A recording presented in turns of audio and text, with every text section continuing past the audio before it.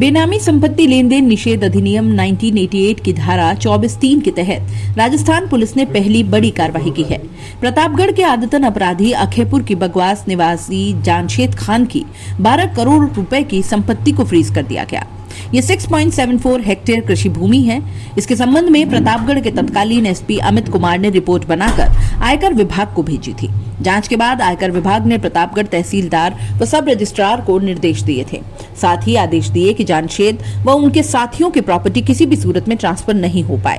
IG crime Praful Kumar ने बताया कि जानशेद से प्रताड़ित होकर एक प्रतिष्ठित व्यक्ति मुस्तफा बोहरा आत्महत्या कर चुके हैं।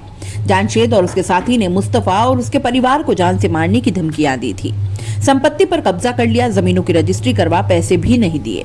डीसीपी वेस्ट तत्कालीन एसपी प्रतापगढ़ अमित कुमार ने बताया कि जानशेद के अत्याचार और धमकियों से परेशान होकर मुस्तफा ने अपनी जान दे दी। विशेष टीम बनाकर आरोपी के खिलाफ पुलिस ने साक्ष्य जुटाने का काम किया, जिस पर जांच रिपोर्ट को आयकर अधिकारियों को भेजी गई और समय समय पर इस पर काम किया जाता रहा।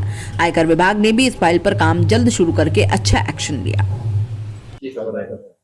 प्रतापगढ़ में मुस्तफा बोहरा करके एक शहर का साझेदार व्यक्ति था, जिसको कुछ भूमाफियाओं ने परेशान करके उनसे खाली कागजों में साइन करवा लिए, उससे रजिस्ट्री करवा ली।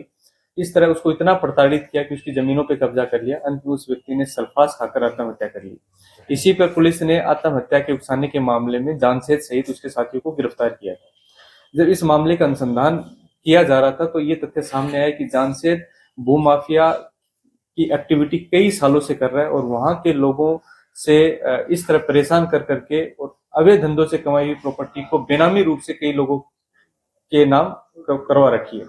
जब ये तथ्य सामने आए तो इनकम टैक्स की जो बेनामी सेल में वहां के संबंधित अधिकारी हैं, उनको हमने एक डिटेल रिपोर्ट उसकी लगभग 10 प्रॉपर्टियों के आसपास की भेजी थी, जिसमें उसकी लगभग 12 से 15 बीघा की एक शहर में ही अवस्थित एक लैंड थी, जो लगभग 10-12 करोड़ की बाजार कीमत की थी।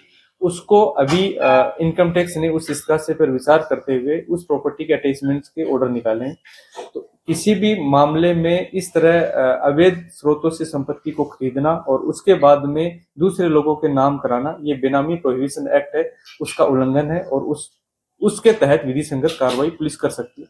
तो हमने जो वहां के सब रजिस्ट्रार और तहसीलदार हैं प्रतापगढ़, उनको ऑर्डर ये दिए गए हैं कि इन प्रॉपर्टियों का स्थानांतरण नहीं हो पाए और उसके बाद में आगे एडजुडिकेटिंग अथॉरिटी है वो इसका फैसला करे, जिसमें जो जिन लोगों की गई है वो अपना पक्ष रखने के लिए स्वतंत्र रहेंगे।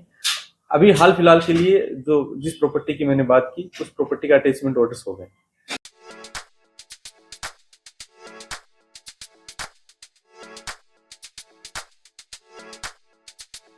R&T ग्रुप ऑफ कॉलेजेस, यहाँ आपको मिलता है world class infrastructure in India, well equipped science laboratories, agriculture की यूनिक सीड लैब भी, digital library, computer lab with AI technology, digital board सभी छात्रों के लिए, ऑनलाइन स्टूडेंट्स के लिए पॉडकास्ट रूम भी अवेलेबल है। चित्तौड़गढ़ जिले और MLSU उदयपुर का एकमात्र एक्रीडेटेड कॉलेज। कोर्सेज हैं जिनमें BCA, BCom, BSc, bio, maths, agriculture, BA, B.Ed, BA, BSc, B.Ed, BSTC, MA, MSc, MCom।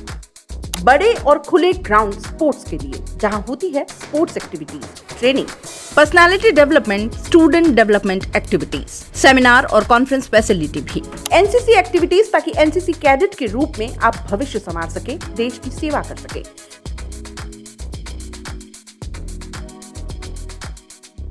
ये विजन है R&T and Vivekanand group of colleges के चेयरपर्सन डॉक्टर वसीम खान का। तो आज ही ज्वाइन करें R&T and Vivekanand group of colleges.